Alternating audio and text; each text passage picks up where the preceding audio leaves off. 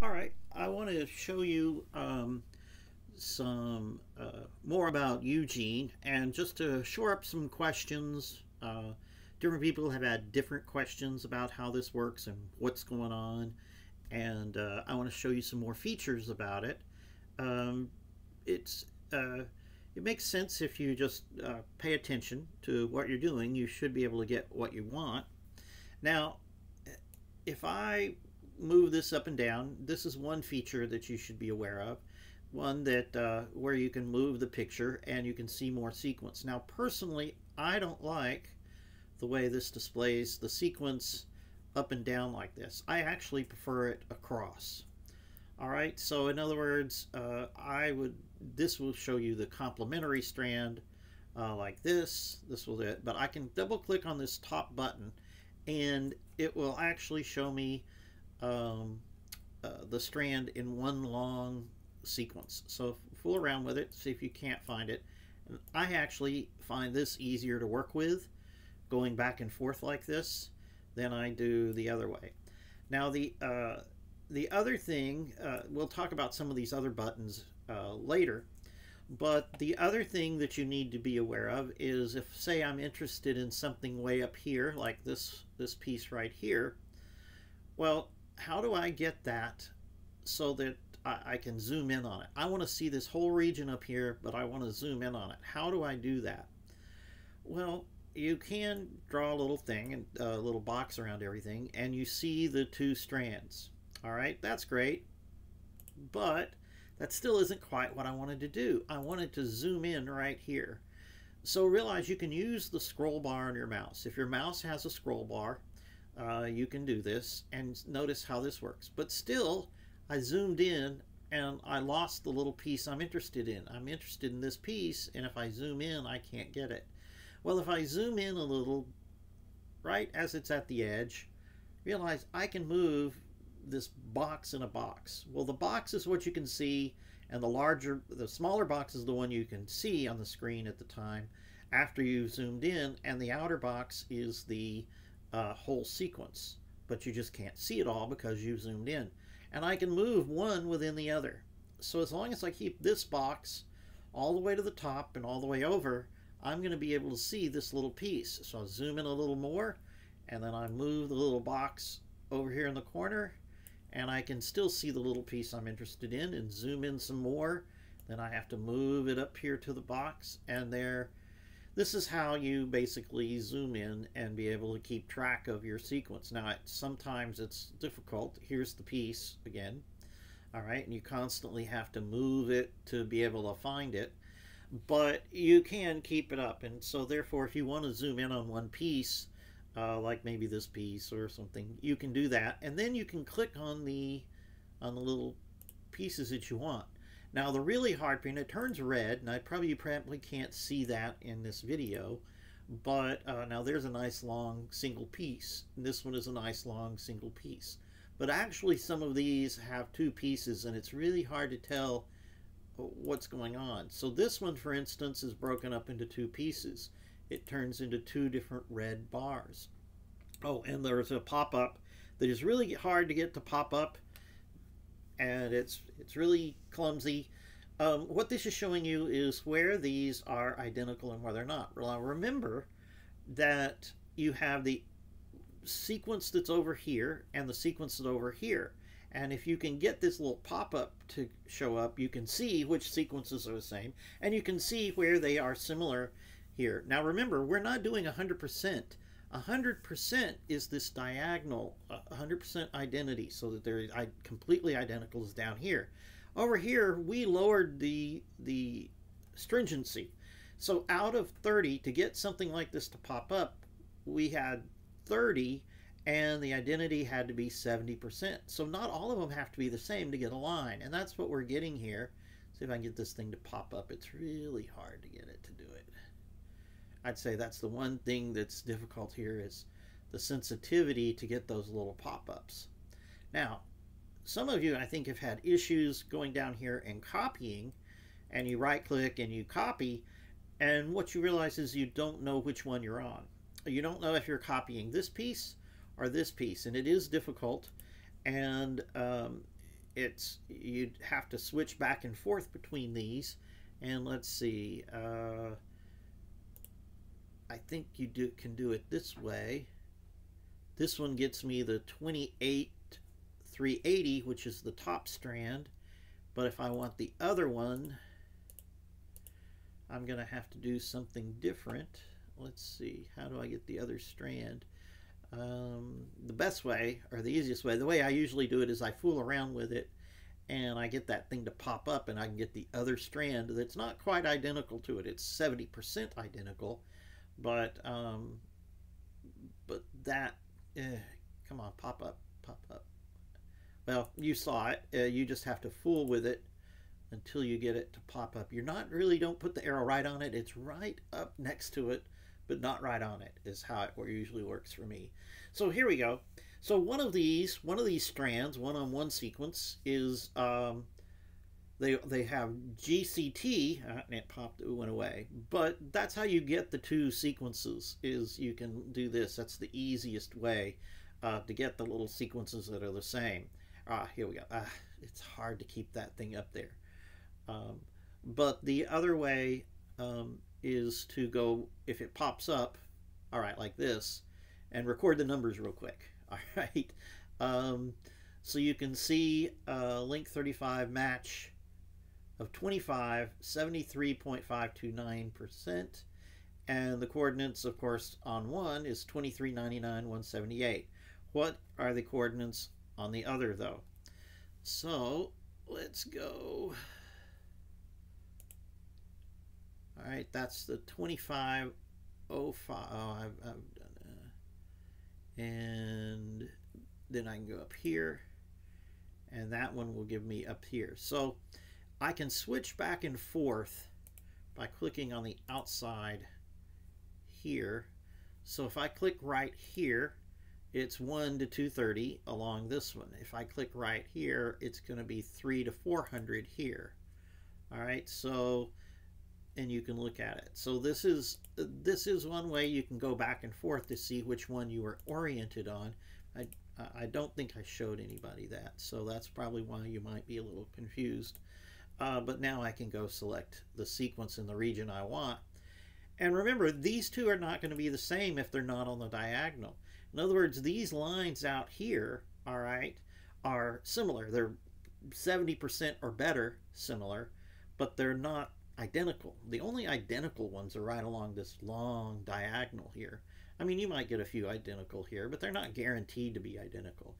So if I click here, I should be able to click on this and get something in the 1,600 range. Yes.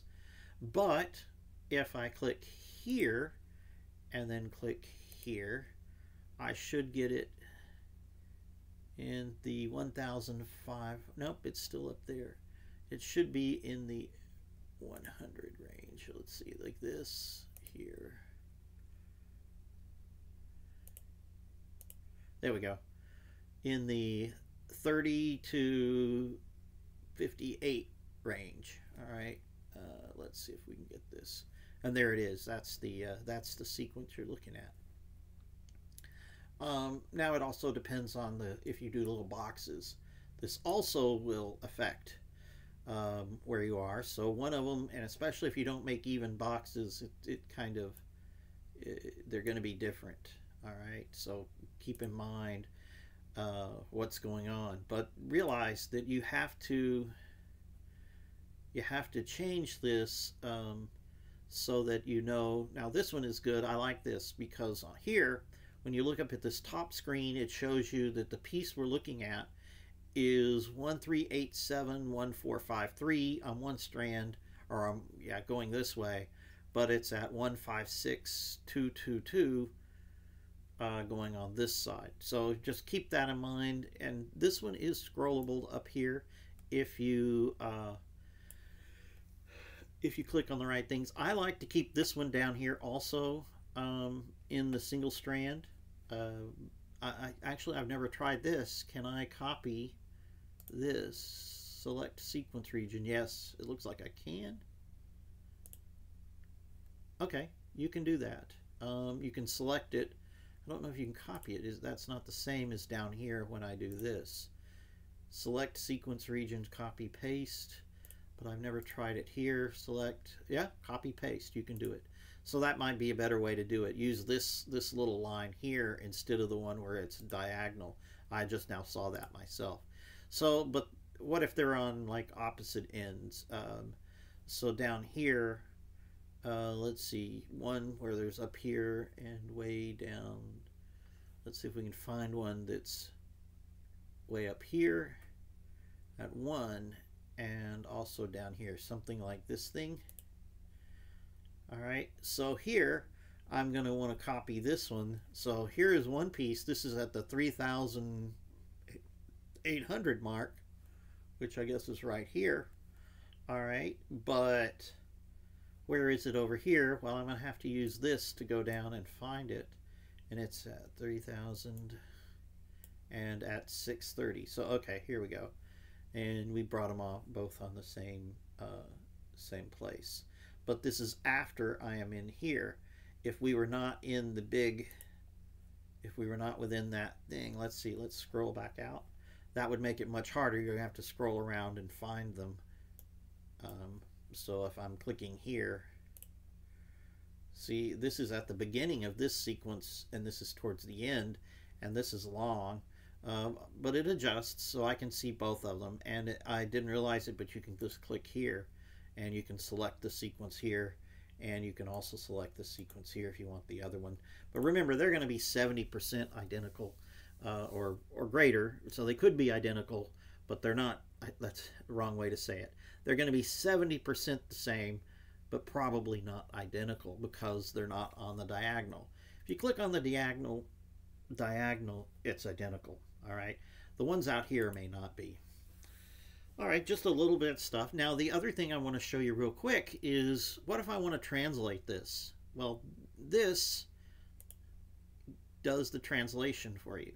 All right, so we can do translate the selection or set up frames manually. You can show all reading frames. I like this last one, and I'll show you why. All right, so now that we have this, let's make this like this. All right. In other words, there are 3 possible reading frames because there are 3 letters in each codon. So you don't know which reading frame you're in, but you can get this to show you all of them at the same time.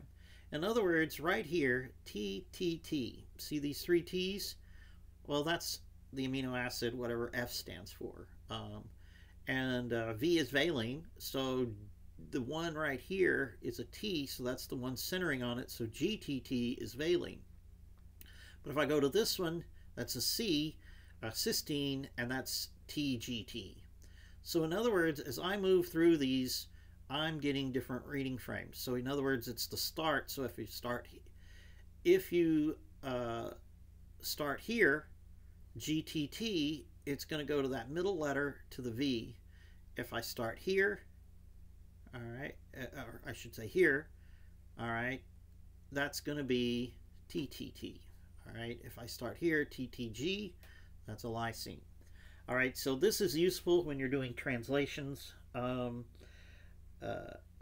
would use this. All right, now that's the last one on there. There are several of them to choose from, but oh, we don't want that right here.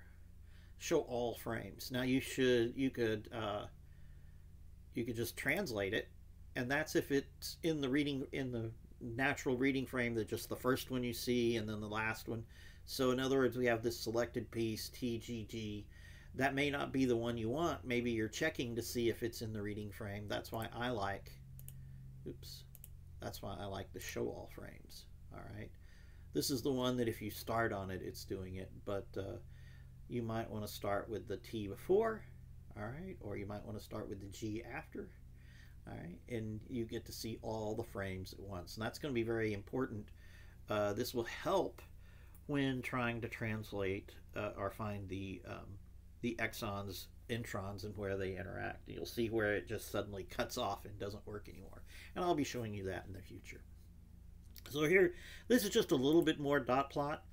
You know, in the beginning, we're just kind of learning to look at it. Now you need to know a little more. And let's see here. if we go back, all right, I want to get all of this down here again. I think we lost it. I think I closed it. I've got the sequence, but I don't have the thing anymore. But if I have to, I'll make another dot plot video. But I think this will help you a little bit more on Eugene. Eugene is still, it's not perfect, but it has everything in it. There's nothing missing here. So it's just a matter of interpreting what's going on. And it's not the tool I use the most often. I usually use lots of different tools, but I'm not going to make you install 7 different programs. So we stick with Eugene. I do, when searching for sequences, I think the dpath online, that one is probably the easier of the two when you just want to visualize and see where everything's located. Eugene doesn't give you anything like that, but all of the software that you need behind the scenes, like alignments and stuff like that, you can do all of those, and we haven't gotten that far, but all of those are in Eugene, so that's why I have you stick with Eugene.